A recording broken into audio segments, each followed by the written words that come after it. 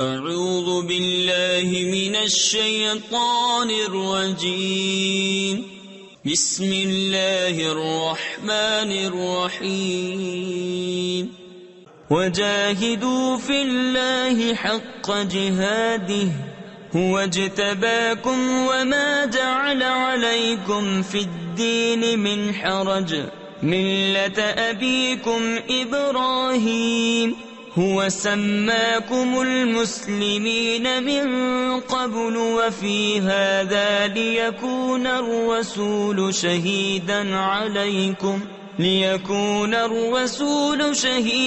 عليكم وتكونوا شهداء على الناس فأقيموا الصلاة وآتوا الزكاة واعتصموا بالله هو مولاكم فنعم المولى ونعم النصير۔